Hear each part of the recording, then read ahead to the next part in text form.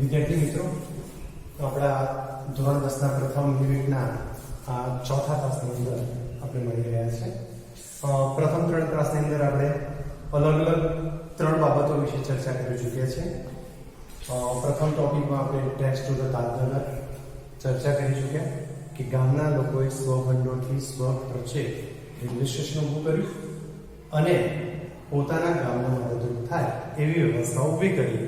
એટલે કે એમણે સરકારશ્રી દ્વારા જે મનાઈ કરવામાં આવી હતી, ના પાડવામાં આવી હતી કે ફંડ નથી, તો એની સામે પોતાના સ્વબંધોથી આ રચના કરી અને કન્સ્ટ્રક્શન કાર્ય કરી પોતાના ગામને સવલત પૂરી પાડી. બીજા તબક્કામાં આપણે મેરા ગાંવ પાવર નામની સંસ્થા દ્વારા સીતાપુર જિલ્લાના ગામોને જે વ્યવસ્થા પૂરી પાડવામાં આવી સોલર લાઇટની, એની ચર્ચા કરી ચૂક્યા હતા. અને ત્રીજા તબક્કામાં સ્ત્રીઓ મોડર્ન ટાઈમની અંદર ઘરમાં બેસી રહી અને પોતાનો સમય ટીવી આગળ પસાર કરે અને ઇન ફ્યુચર એવા દિવસો ઉભા થાય કે સ્ત્રીઓ બહાર ન જઈ શકે, એવા બધા સંજોગો ઉભા ન થાય એને ધ્યાનમાં રાખી અને પલકગઢ લાઇબ્રેરીની જે સ્થાપના કરવામાં આવી હતી એના વિશે ચર્ચા કરી ચૂક્યા છે. હવેના આપણા ક્લાસમાં આપણે વોકેબ એક્સરસાઇઝના સંદર્ભમાં ચર્ચા કરવા જઈ રહ્યા છીએ, જેને આપણે ટૂંકમાં વોકેબ તરીકે ઓળખીએ છીએ. હવે આપણે એક્સરસાઇઝના સેશનમાં જઈએ પહેલા કેટલીક બાબતો ઉપર આપણું ધ્યાન દોરી દો કે પરીક્ષા પદ્ધતિ પ્રમાણે આપણને પેરેગ્રાફ આપવામાં આવેલો હોય છે અને પેરેગ્રાફની અંદરથી એક્સ્ટ્રેક્ટ એટલે કે એક કે બે નીચે જે પ્રશ્નો પૂછે એના જવાબ એમાંથી શોધવાના છે. મોટા ભાગના વિદ્યાર્થીઓ શું કરે છે કે પ્રશ્નમાં જેવા શબ્દો હોય એવા શબ્દો ફકરામાંથી શોધીને લખી દે છે. બની શકે છે કે જવાબ સાચા હોય, પણ છતાંય જ્યારે પરીક્ષા લેવલની વાત કરવામાં આવે છે તો આપની પાસે અપેક્ષા એવી રખાય છે કે આપ આપના શબ્દોને એટલે કે અંદર ફકરામાં રહેલા શબ્દોને યોગ્ય રીતે ચેન્જ પરિવર્તન કરી અને જવાબ આપો, જેથી કરીને આપનામાં અંગ્રેજીનું જ્ઞાન આવેલું છે, અંગ્રેજીની જ્ઞાનની તમે જાણકારી મેળવી છે અને એ પ્રમાણે જવાબ આપો તો એ વધુ હિતાવહ છે. વોકેબ એક્સરસાઇઝમાં આપણે સૌપ્રથમ V1 નામની એક્સરસાઇઝ આપેલી છે. આપ જ્યારે આ વિડિયોઝ જોવા માટે બેસો છો ત્યારે આપણું પાઠ્યપુસ્તક આપણી પાસે હોય એ અપેક્ષિત છે. અને એ સંદર્ભમાં એ બીજી બાબત એક V1 ના સંદર્ભમાં જોઈએ તો આપણને સૂચના પહેલા એવી આપેલી છે કે in the group of 4 words, 2 words are either synonyms or antonyms. Synonyms or antonyms. આપણને પહેલી સૂચના મળી છે કે અહીંયા આપણને 4 શબ્દોનું ગ્રુપ આપેલું છે અને આ 4 શબ્દોની અંદર 2 શબ્દો યા તો સિનોનિમ છે, સિનોનિમને આપણે કહીએ છીએ સમાનાર્થી, અથવા તો એન્ટોનિમ્સ એટલે કે વિરુદ્ધાર્થી છે, વિરુદ્ધ અર્થવાળા છે. તમારે આ 4 પૈકીના જે શબ્દો છે એમાંથી એ સમાનાર્થી છે કે વિરુદ્ધાર્થી એ પણ જોવાનું છે અને કયા બે શબ્દો સમાનાર્થી છે અથવા તો વિરુદ્ધાર્થી એ પણ જોવાનું છે. તો આપણે એની ચર્ચા કરતા જોઈએ છે કે આપણને પહેલા નંબર ઉપર શબ્દ આપેલો છે ડેસ્ટિની. આ ડેસ્ટિની ની સાથે આપણને ગ્રુપમાં શબ્દો આપ્યા છે મેરિટ, પેનલ અને ફેટ. તમારે આ બાબત જોવાની છે કે ચારેય શબ્દોના મીનિંગ તમને ખબર હોય. You can take the help of dictionary, તમે ડિક્શનરીની મદદ પણ લઈ શકો છો. But today we are going to discuss. આપ આ સિવાય પણ જ્યારે શબ્દો આવતા હોય ત્યારે ડિક્શનરી પોતાની પાસે એક નાની ડિક્શનરી નો ઉપયોગ થઈ શકે એવી તમારી પાસે રાખવી જોઈએ, જેથી કરીને આવા શબ્દો કે અન્ય કોઈ વસ્તુની જરૂર પડે તો આપણે એની મદદ લઈ શકીએ. તો ડેસ્ટિની સાથે સાથે આપેલા શબ્દોને મેરિટ, પેનલ અને ફેટ. તો આ બે શબ્દોની અંદર આપણે જો થોડાક ડીપમાં ડિક્શનરી મદદ કે અન્ય કોઈ આપણા ઘરમાં જો કોઈ અંગ્રેજી વિષય સાથે રિલેટેડ કોઈ આપણને નોલેજ આપી શકે હોય તો એને પણ આપણે પૂછી શકીએ.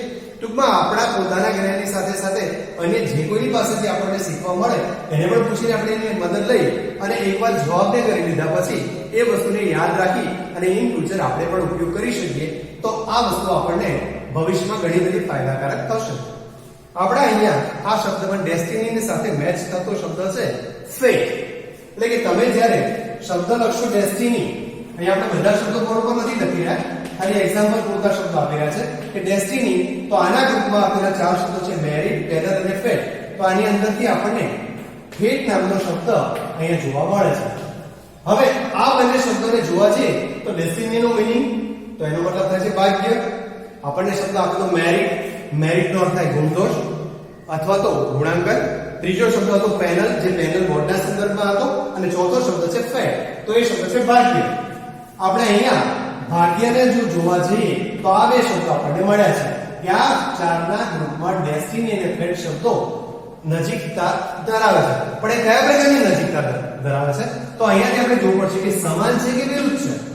તો અહીંયા આપણે કહીશું કે આ બંને સમાનાર્થી છે.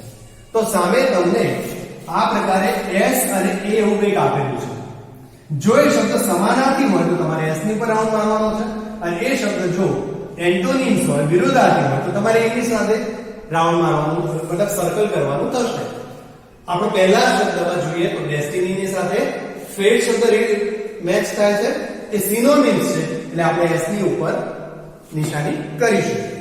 બીજો શબ્દ આપ્યો છે રૂરલ. હવે રૂરલ શબ્દને શું કરશું આપણે? તો રૂરલ નો મતલબ થશે, રૂરલ નો મતલબ થાય ગ્રામ્ય. આપણે એની સાથે બીજા શબ્દોને પણ જોવાના છે. તો બીજા શબ્દો કયા રહેશે? રૂરલ શબ્દની આપણે વાત કરીએ છીએ. તો આ રૂરલ શબ્દની સાથે આપણને ચાર શબ્દોની પેર આપેલી છે: અર્બન, માઇક્રો અને સોશિયલ. આ ચાર શબ્દોની જો મીનિંગમાં જોવા જઈએ તો ગ્રામ્ય, શહેરી, નાના પાયાનું એટલે માઇક્રો, અને સોશિયલ નો અર્થ થાય સામાજિક. જો શબ્દોના સંદર્ભમાં જોઈએ જઈએ તો આપણને બે શબ્દો થોડા મેચ થતા એવું લાગે છે કે એકમાં આપણે ગામની વાત કરી છે અને બીજામાં શહેરની વાત કરી છે. તો ગામ અને શહેરના શબ્દોને જોવા જઈએ તો રૂરલ અને અર્બન, આ બે શબ્દો આપણને જોવા મળ્યા છે. હવે બંને શબ્દો સમાનાર્થી છે ખરા? સમાનાર્થી નથી લાગતા. તો શબ્દો શું આપે છે? વિરુદ્ધાર્થી. તો એવા સંજોગોમાં તમારે તે વાળા ભાગમાં નિશાની કરવાની થશે.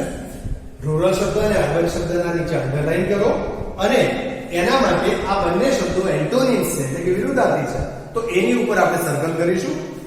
આ ઉપરના શબ્દોમાં જોવા જઈએ તો આપણે ત્રીજો શબ્દ આપ્યો છે સ્ટડી અને સ્ટ્રોંગ, વીકલી અને બર્નિંગ. આવા ચાર શબ્દોનું એક ગ્રુપ આપેલું છે.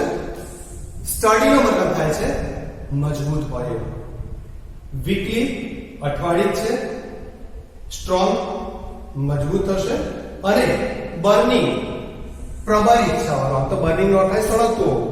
તો આ ચાર શબ્દોને જ્યારે આપણે પ્રયાસ કરીશું સમાનાર્થીમાં છે કે વિરુદ્ધાર્થીમાં, તો આપણી પાસે બે શબ્દો આવે છે, સ્ટર્ડી અને સ્ટ્રોંગ.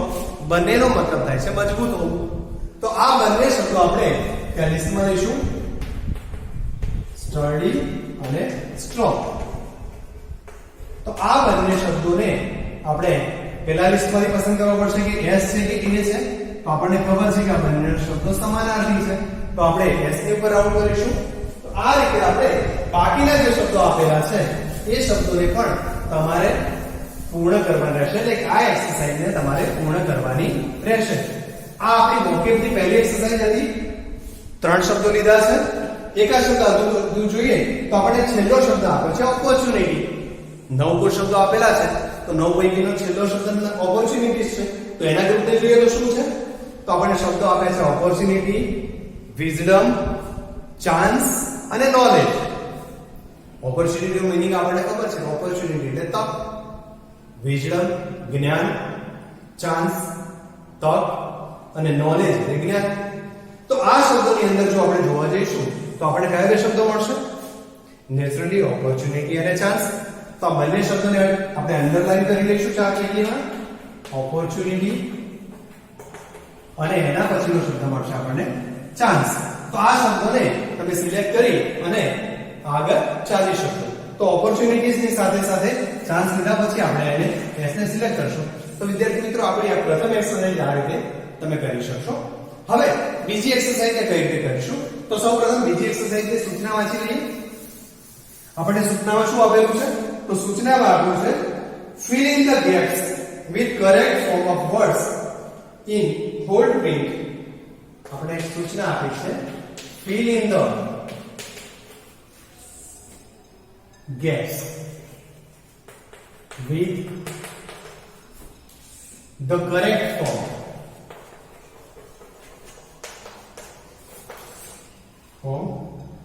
of the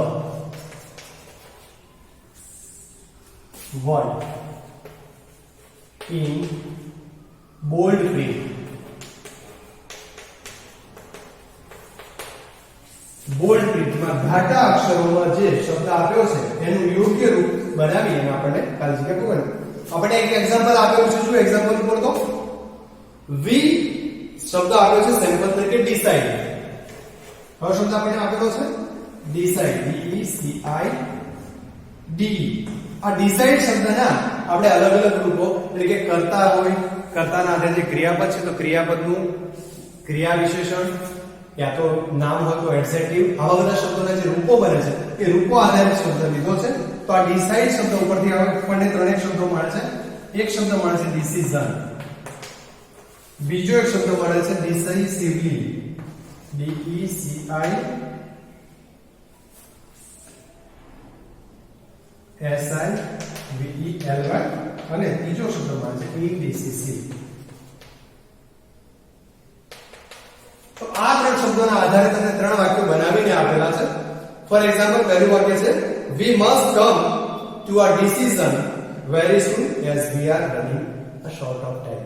આપણે કોઈના કોઈ ડિસિઝન ઉપર તો પહોંચવું પડશે કે આપણી પાસે સમય ઓછો છે. આપણી પણ પરીક્ષાઓ હવે ટૂંક સમયમાં લેવાનો સમય આવતો હોય તો આપણે રીડિંગ માટે કઈ બુક્સ લેવી, શું કરવું, કઈ પદ્ધતિ ટાઈમ ટેબલ ફોલો કરવું, આ બધાના અંગે ડિસિઝન લેવું પડે છે. તો એ ડિસાઇડ શબ્દ ઉપરથી બન્યો છે શબ્દ ડિસિઝન. બીજું વાક્ય છે we beat them decisively, we won 7-0. decisively નો અર્થ કર્યો છે સ્પષ્ટપણે. ક્યારેક એવું બને કે કોઈ પણ રમત હોય અને એકાદ પોઈન્ટના માર્જિનથી કંઈક થયું તો ઘણીવાર વિવાદ ઉભા થતા હોય છે કે ભાઈ એમણે આ ભૂલ કરી, પેલી ભૂલ કરી અને આ પોઈન્ટ તો અમને મળવો જોઈતો હતો, અમને ના મળ્યો. તો એવા સંજોગોમાં જ્યારે કોઈ પણ ટીમ 7-0 થી જીતતી હોય, કે પોતાના 7 હોય બીજાના 0 હોય, તો અહીંયા આવી બાબતોને અવકાશ રહેતો નથી. તો એવા શબ્દોમાં શબ્દ વપરાય છે ડિસિઝ, એટલે કે સ્પષ્ટપણે ચોખ્ખું દેખાય એવા સંદર્ભમાં અહીંયા વાક્યનો ઉપયોગ થયેલો છે. Mohan can never make up his mind, he is very indecisive. Mohan કદી પોતાનો નિર્ણય લઈ શકતો નથી કારણ કે વેરી ઇન્ડિસિસિવ છે, એટલે કે એનામાં નિર્ણાયકતાનો અભાવ છે. તો આ પદ્ધતિએ આપણે બીજા એક બે વાક્યોને જોવા પ્રયાસ કરીએ. બાકીની એક્સરસાઇઝ આપણે પ્રયાસ કરવાનો રહેશે. જોઈએ આપણે પહેલું વાક્ય શું છે. આપણે પ્રથમ વાક્યમાં શબ્દ આપણને આપ્યો છે રિસાઇડ. વોકેબ નંબર 2 ની વાત કરી રહ્યા છે આપણે. વોકેબ 2 આપણને શબ્દ આપ્યો છે રિસાઇડ. તો રિસાઇડ પરથી કયા શબ્દો બને? તો એક તો આપણી શાળાના સંદર્ભમાં, સ્કૂલના સંદર્ભમાં જોઈએ તો આ આપણો જે એક શબ્દ બનેલો છે, આપ જો પૂરેપૂરું નામ વાંચ્યું હોય તો આપણે ઇંગ્લિશમાં કે આદર્શ રેસિડેન્શિયલ સ્કૂલ. તો રેસિડેન્શિયલ જે શબ્દ છે રિસાઇડ ઉપરથી શબ્દ આવેલો છે. આપણા પાઠની શરૂઆતમાં પણ આપણે રેસિડેન્ટ શબ્દ પણ વાપરી ચૂક્યા છે, બરાબર. તો આવા શબ્દોનો ઉપયોગ કરી અને આપણે આ વાક્યને બનાવવાના છે. ટ્રાય કરીએ. આપણું પહેલું વાક્ય શું કહે છે? તો કહે છે mister PG Pathak is a ખાલજીયા of Shastrinagar. Mister PG Pathak is a ખાલજીયા of Shastrinagar.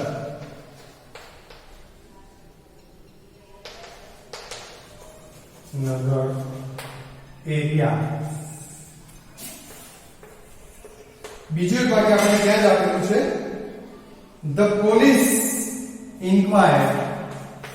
The police inquired of his Khaljiya in Delhi. અને પછીનું વાક્ય છે you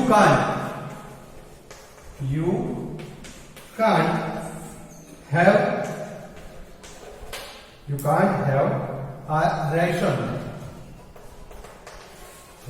card of this city as you are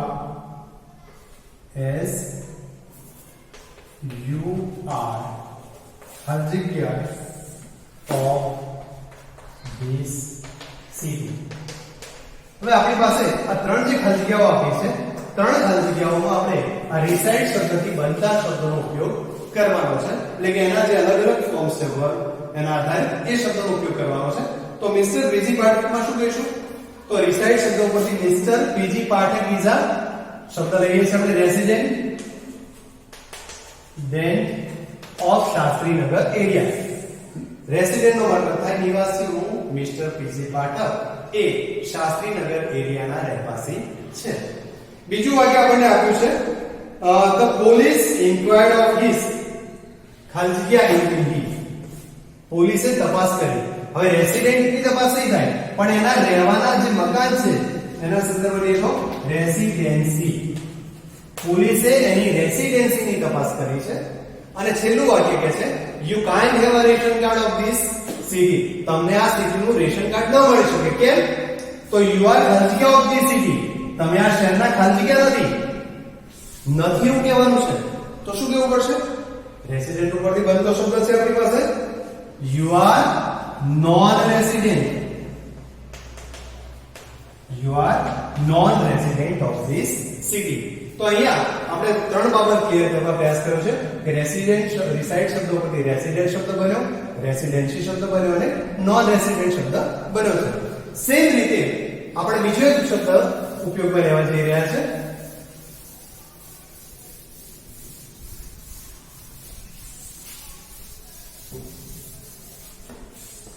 હવેનો આપણો શબ્દ છે કન્સ્ટ્રક્ટ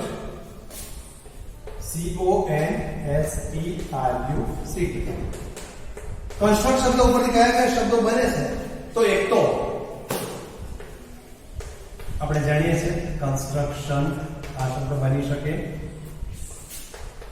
કન્સ્ટ્રક્ટિવ શબ્દ પણ બની શકે બરાબર આ પ્રમાણેના શબ્દોનો આપણે ઉપયોગ કરી શકીએ એમ છે જોઈએ હવે આપણે વાક્ય શું આપ્યા છે તો કહે છે doctor Baba Saheb Ambedkar doctor Baba Saheb Ambedkar is one of the ખાલજીયા of constitution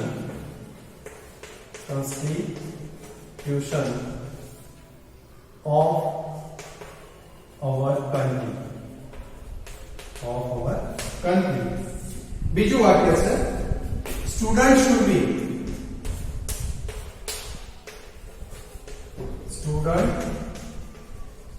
should be given ખાલી જગ્યા તો gets education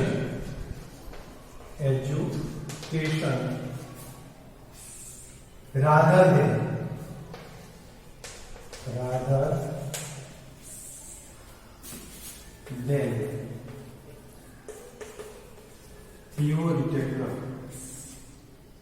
theoretical અને ત્રીજું વાક્ય છે આપણી પાસે ધ ખાલજીયા of the Taj Mahal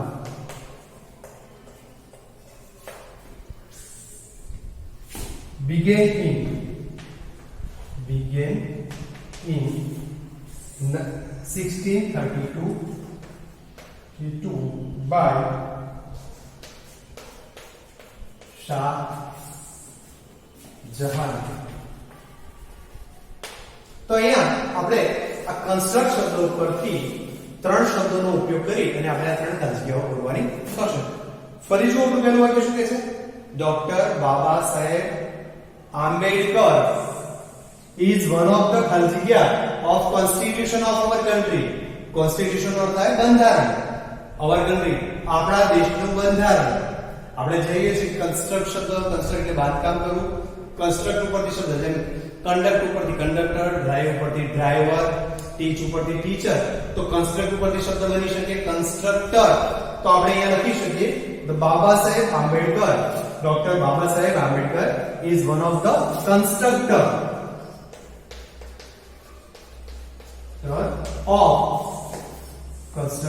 of our constitution students should be given gap મૂકી છે આપણે ખાલજીયા education rather than theoretical education માત્ર થિયરી દ્વારા જ્ઞાન આપવું, લખાણ વાંચીને અથવા તો લખાણ સંભળાવીને જ્ઞાન આપવું એના કરતા કયા પ્રકારનું જ્ઞાન આપવું? તો એ કન્સ્ટ્રક્ટિવ પરથી શબ્દ મૂક્યો છે, કન્સ્ટ્રક્ટિવ, કે જેમાં વિદ્યાર્થીઓ કશું પોતાની જાતે બનાવતા શીખે એ પ્રકારનું જે એજ્યુકેશન આપવું છે એના માટે શબ્દ બનાવ્યો છે કન્સ્ટ્રક્ટિવ. અને છેલ્લો શબ્દ છે, આપણું છેલ્લું વાક્ય છે, ખાલસિયા ઓફ તાજમહલ. તાજમહલના બાંધકામની વાત કરી છે, તો ધ કન્સ્ટ્રક્શન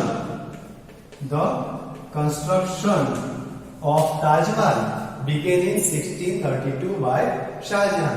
તો વિદ્યાર્થી મિત્રો, આ પદ્ધતિએ જે બે શબ્દો આપણે લીધા છે, આપણે રિસાઇડ ઉપરથી શબ્દ લીધો રેસિડેન્ટ, નોન રેસિડેન્ટ, રેસિડેન્સી, આવા શબ્દો લીધા.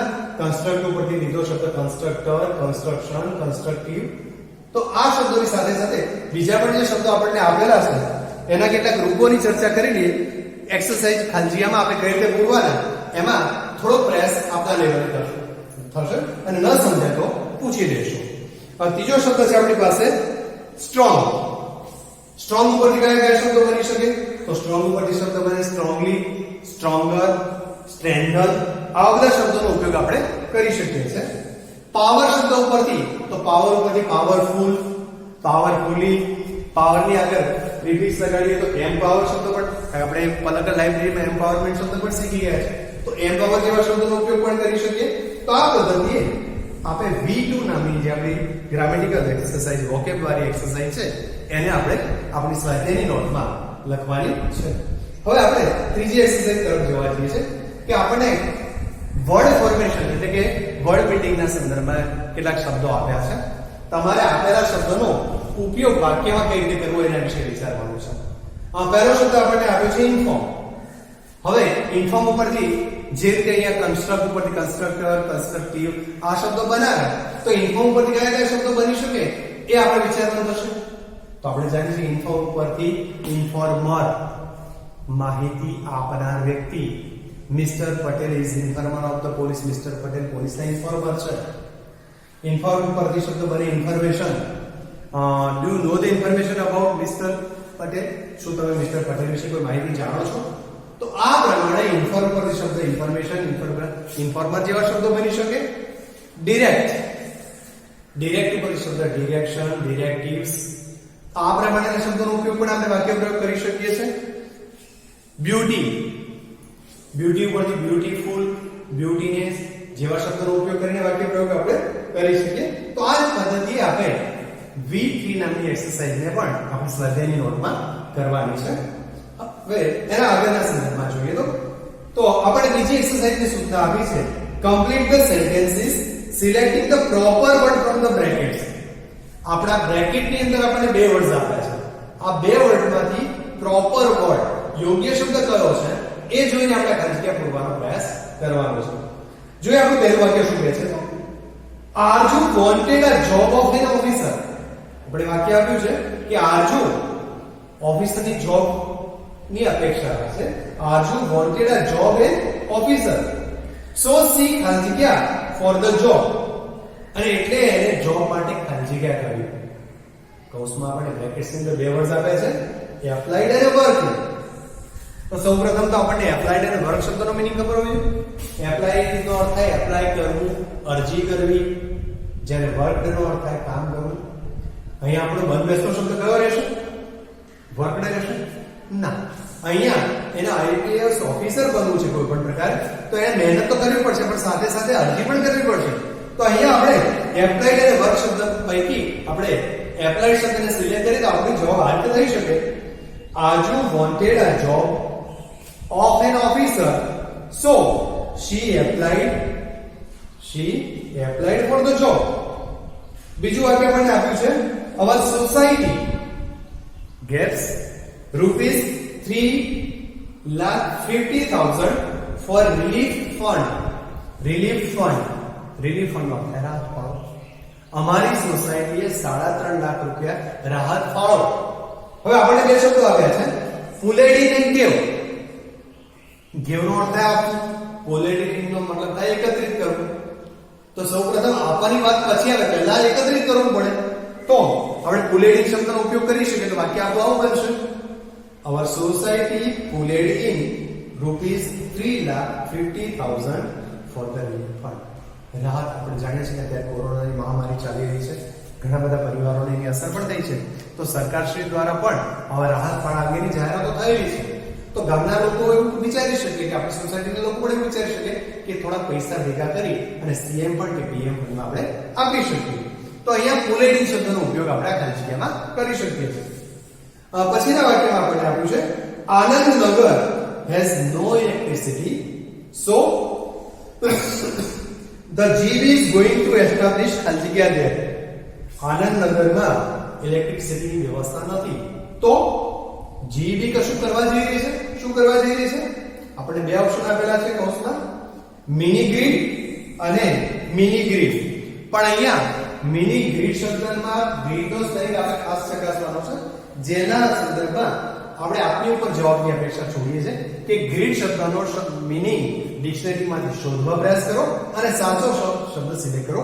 આપણી પાસે એક ગ્રીડનો અર્થ થાય લોભ થઈ શકે છે અને એક ગ્રીડનો લાઈનના અર્થમાં સેન્સમાં છે, તો સાચો જવાબ આપે શોધવાનો, એટલે કે ત્રીજી અને ચોથી ખાલી જગ્યાના જવાબ શોધવા આપના લેવલથી આપણે પ્રયાસ કરવાનો છે.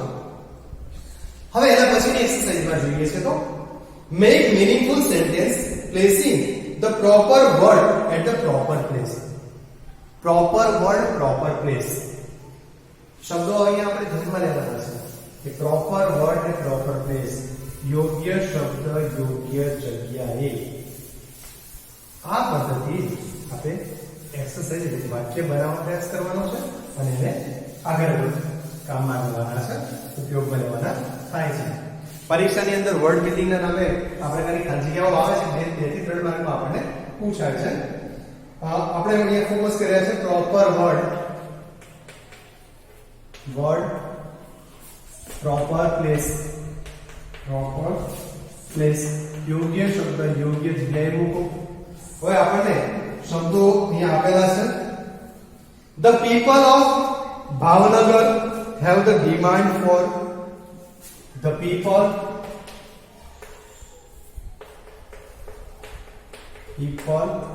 Of Bhavnagar. The people of Bhavnagar have demand for Bhavnagar Tarapur.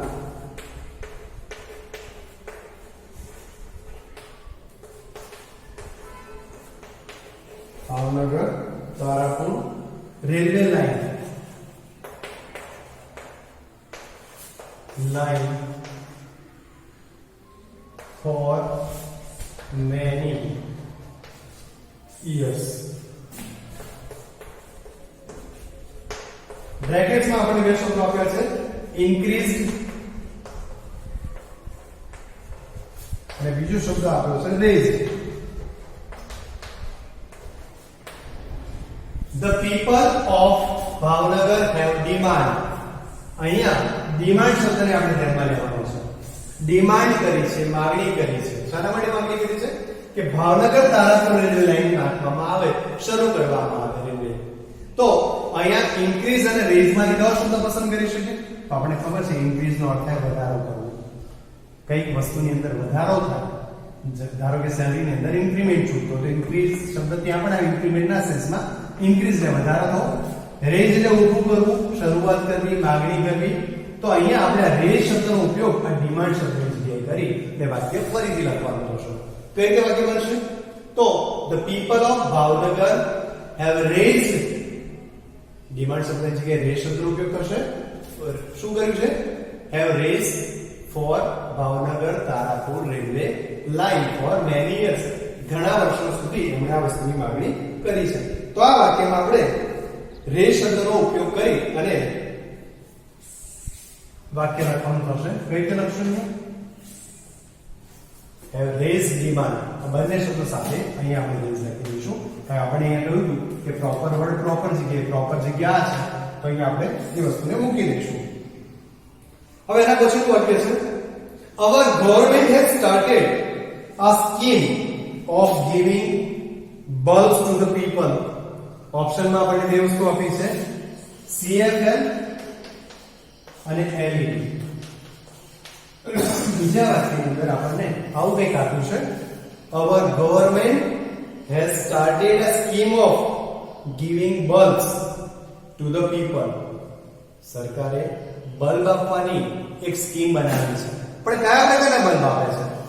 એ આપણને CFL બલ્બ આપે છે કે LED બલ્બ આપે છે? તો આપણે જાણીએ કે ગવર્નમેન્ટ દ્વારા આપણને LED બલ્બ પ્રોવાઈડ કરવામાં આવી રહ્યા છે, તો આપણે LED લખવાનું. પણ LED ક્યાં લખવું? તો વાક્યમાં જે જગ્યાએ બલ્બ શબ્દ આપેલો છે એની આગળ LED ઉમેરીને આપણે વાક્ય ફરી લખવાનું છે. આ ત્રીજા વાક્યને જો તો શું આપ્યું છે આપણને ત્રીજા વાક્યમાં? તો very soon Gujarat government about 45,000 persons in various administrative department. ખૂબ જ ઓછા સમય, વેરી સૂન, જલ્દીથી ગુજરાત સરકાર 45,000 જેટલા લોકોને જુદા જુદા એડમિનિસ્ટ્રેટિવ ડિપાર્ટમેન્ટમાં ખાલી જગ્યા કરશે. આપણે ત્યાં શબ્દો આપે છે વિલ ગીવ અને વિલ રિક્રુટ. વિલ ગીવ નો અર્થ થાય આપવું, કોઈ વસ્તુ કોઈને આપી દેવાની. જ્યારે બીજો શબ્દ છે આપણને વિલ રિક્રુટ. રિક્રુટ કરવો મતલબ એને એ જગ્યા ઉપર નિમણૂક આપવી, કોઈ પણ વ્યક્તિને નોકરી પ્રોવાઈડ કરવી. તો આપણે એ ખાલી જગ્યામાં આપણે રિક્રુટ શબ્દનો ઉપયોગ કરવાનો છે, તો ક્યાં કરીશું? તો અબાઉટ ની આગળ આપણે આ શબ્દનો ઉપયોગ કરી શકીએ એમ છે. Very soon Gujarat government will recruit about 45,000 persons in various administrative departments. અને લાસ્ટ સેન્ટેન્સ એનું શું છે? તો કે છે Gujarat we face the sun during May and June. આપણે મે અને જૂન મહિનામાં સૂર્યનો અનુભવ કેવો કરી શકીએ છે? આપણે બે શબ્દો આપ્યા છે, સ્કોર્ચિંગ હીટ ઓફ અને સ્ટ્રોંગ હીટ ઓફ. સ્કોર્ચિંગ નો અર્થ થાય દઝાડે અને સ્ટ્રોંગ એટલે મજબૂત, વાગી શકે એવું. આપણને ઉનાળાની ગરમી વાગતી નથી, પણ ગરમી આપણને દઝાડે છે. તો એવા શબ્દોમાં અહીં આપણે સ્કોર્ચિંગ હીટ નો ઉપયોગ કરવો પડે. તો એ શબ્દ છે આપણે સન ની આગળ મૂકીશું.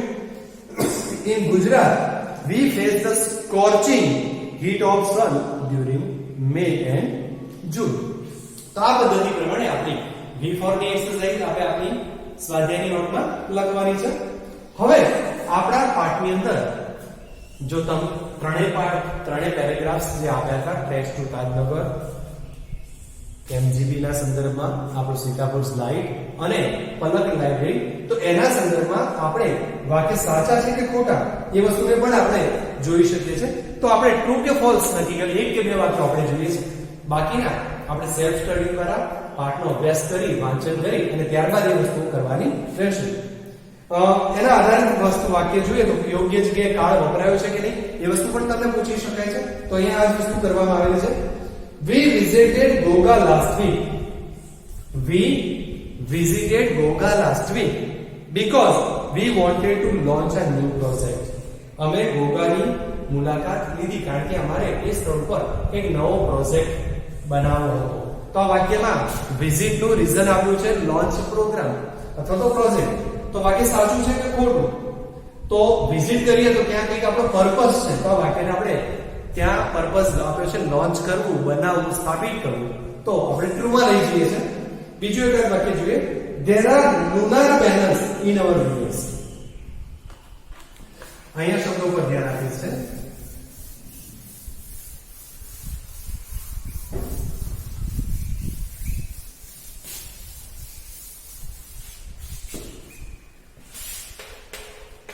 લુના પાઠ આપણે શીખ્યા છે સોલર ઉપર. સોલર એટલે સૂર્ય સંબંધી. અહીંયા લુના શબ્દ છે ચંદ્ર સંબંધી છે, એટલે કે ચંદ્રને રિલેટેડ છે, ચંદ્ર સંબંધી. ગામની અંદર ચંદ્ર સંબંધિત પેનલ નાખવામાં આવી. આ વાક્ય સાચું છે.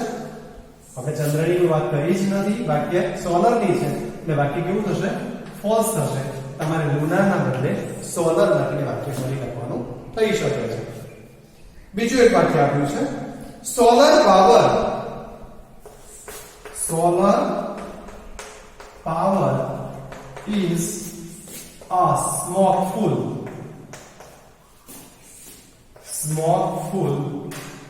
source of light. આ આપણે એક વાક્ય આપેલું છે. હવે જુઓ કે આપણે સોલર ની વાત કરી ચૂક્યા, સૂર્ય દ્વારા જે ઉર્જા પ્રાપ્ત થઈ છે તો એના બેનિફિટ્સની વાત કરી ત્યારે આપણે સ્મોકફુલ શબ્દ લીધો છે.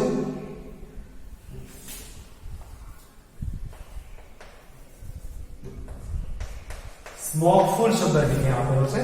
સ્મોકફુલ એટલે ધુમાડાથી ભરેલો. આપણે સોલર પાવરમાં કહી ચૂક્યા છે કે સોલર પેનલ દ્વારા સોલર લાઇટ દ્વારા જે ઉર્જા પ્રાપ્ત થઈ એ સ્મોકફુલ નથી, સ્મોક ગેસ છે.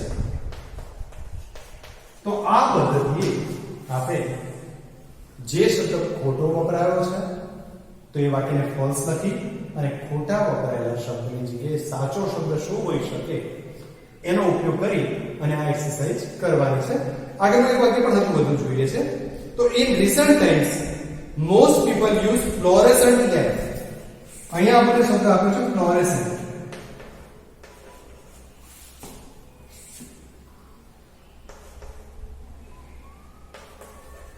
Fluorescent lamp. હવે આપણને જો ખબર હોય તો ફ્લોરેસન્ટ લેમ્પ મોટાભાગે લગ્ન જેવા પ્રસંગો જ્યારે હોય ત્યારે જે આપણે લગાવીએ છીએ એની વાત કરીએ છીએ. હવે મોટાભાગના લોકો 12 વર્ષ ફ્લોરેસન્ટ લેમ્પ લગાવી શકવાના નથી, કારણ કે આ તો આર્થિક રીતે આપણને ઘણું બધું નુકસાન કરે એવું છે. તો અહીંયા ફ્લોરેસન્ટ શબ્દ યોગ્ય નથી. તો એની જગ્યાએ કયો શબ્દનો ઉપયોગ કરી શકીએ? તો પાઠમાં આપણે સોલર લાઇટની સાથે જે આપવામાં પ્રોવાઈડ કરવામાં આવતો તો બલ્બ કયો હતો? તો આપણે જાણીએ છીએ કે આપણને એલઈડી બલ્બ આપેલો. તો આ જગ્યા ઉપર તમે એલઈડી બલ્બ શબ્દ લખીને વાક્ય ફરી લખી શકશો. તો આ પદ્ધતિ પ્રમાણે તમારે હજુ એક વાક્ય બાકી છે એને પણ જોઈ લેતો. Most of our women squander in watching TV serials of family drama. મોટાભાગની સ્ત્રીઓ પોતાનો સમય ફેમિલી ડ્રામા ટીવી પર જોવામાં પસંદ કરે છે. વાક્ય સાચું છે ખોટું? તો સહેજ વિચારીએ છીએ બધું તો મોટાભાગે વસ્તુ આપણને જોવા મળે છે લોકોમાં કે મોટાભાગની સ્ત્રીઓ પોતાના ફ્રી સમયની અંદર ટીવી સિરિયલ જોવામાં સમય પસાર કરે છે. તો આપણે આ વાક્યને ટ્રુ કહીશું. હવે V6 અને આજના આપણા તાસની છેલ્લી એક્સરસાઇઝ કેટલીક બાબતને આપણને સમજાવી જાય છે. આપણા લેંગ્વેજ ડેપ્થ એટલે કે ભાષાકીય જ્ઞાનનો પણ ઉપયોગ કરી રહ્યા છે અને આપણે શબ્દભંડોળ કેટલું લીધેલું છે એની પણ આપણને એ સમજ આપી દે છે. દાખલા તરીકે આપણી પાસે TEA આ શબ્દ આપેલો છે. આ શબ્દને આપણે ઉલટાવી દઈએ છીએ TAE. હવે આ શબ્દનો સાચો સ્પેલિંગ કયો એ આપણે શોધતા શીખવું છે. તો આપણને ખબર છે કે આપણી પાસે અહીંયા બે સાચા શબ્દો મળ્યા છે. તો EAT લખો તો ક્રિયાપદ મળેલું છે અને TEA લખો તો આપણને એક વસ્તુનું નામ મળે. તો આ સાચા શબ્દો થયા. આપણી પાસે બીજો એક સ્પેલિંગ છે M K A અને E. આ શબ્દોમાં જે છુપાયેલો શબ્દ છે એને શોધવાનો છે.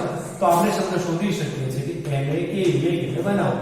આ પદ્ધતિની એક્સરસાઇઝ તમને હવે પછી આપણે જે એક્સરસાઇઝની ચર્ચા કરી રહ્યા છે ત્યાં આપેલી છે. તો જોઈએ આપણી એક્સરસાઇઝમાં શું છે.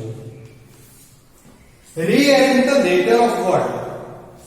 સૂચના સ્પષ્ટ આપી છે. Rearrange the letter of the word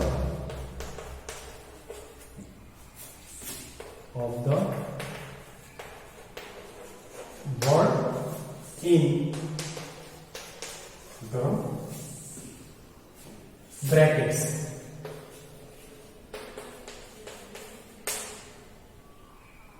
To make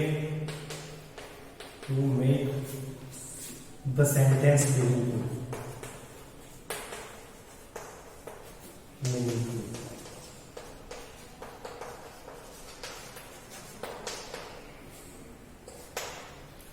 તમને કૌંસની અંદર આપેલો શબ્દ જે છે એને યોગ્ય રીતે ગોઠવીને નવો શબ્દ બનાવો અને વાક્યમાં એવી રીતે વાપરો જેથી કરીને વાક્ય અર્થપૂર્ણ બની શકે. તમને એક એક્ઝામ્પલ આપેલું છે જુઓ. SILENT અને એના ઉપરથી બાજુમાં જ શબ્દ આપેલો છે LISTEN. અક્ષરો સેમ છે, સ્પેલિંગ યોગ્ય ક્રમમાં અક્ષરો ગોઠવવાથી નવો શબ્દ બન્યો છે. અને એક એક્ઝામ્પલ તે આપેલું છે. Your knowledge of computer is a big seat. અહીંયા બીજો શબ્દ આપણને આપેલો seat અને કૌંસમાં શબ્દ આપેલો assets. તો આ પદ્ધતિ પર પહેલું વાક્ય જોઈએ તો આપણે કયો શબ્દ આપ્યો છે? ધ ખાલી જગ્યા. કૌંસની અંદર આપણને આપ્યું છે એમી મેટાલિક ખાલી જગ્યા of this reason region શબ્દ પણ વપરાય છે. region is humid, so being an asthma patient,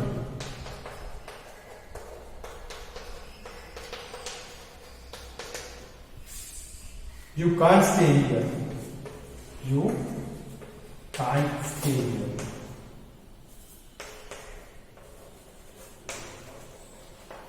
વાક્યને સમજીએ. આપણે શબ્દ આપ્યો છે મેન્ટાલી. The khalsia of this region is humid. અહીંયા humid શબ્દનો અર્થ આપણે તો humid નો અર્થ થાય ભેજવાળું. So being an asthma patient, તમે અસ્થમાના દર્દી છો. અસ્થમાના દર્દીને ભેજવાળું વાતાવરણ પસંદ આવતું નથી. You can't stay here, તમે અહીંયા વધુ વખત રોકાશો નહીં અથવા તો તમે રોકાઈ ન શકો. હવે આપણે શબ્દ આપ્યો છે મેટાલિક. તો મેટાલિક શબ્દમાં જે અક્ષરો છે, લેટરો છે, એને યોગ્ય ક્રમમાં ગોઠવીએ તો આપણે ક્લાઇમેટ શબ્દ મળવાનો છે. CLIMAT. ક્લાઇમેટ નો અર્થ થાય હવામાન. The climate of this region is humid, so being an asthma patient you can't stay here. આ વિસ્તારનું જે હવામાન છે એ ભેજવાળું છે, જે અસ્થમાના દર્દી તરીકે તમને શૂટ કરતું નથી. તો તમારે અહીંયા વધારે રોકવું જોઈએ નહીં. અને આજનું આ છેલ્લું વાક્ય આપણું જોઈએ. હવે છેલ્લા વાક્યમાં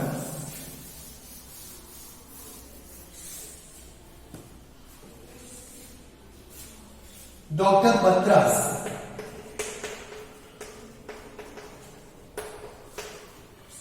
અનક્લોઝ. અહીંયા આપણે શબ્દ આપ્યો છે અનક્લોઝ. એના માટે આપણે શબ્દ વાપરવાનો છે to Aastha for her choosing a career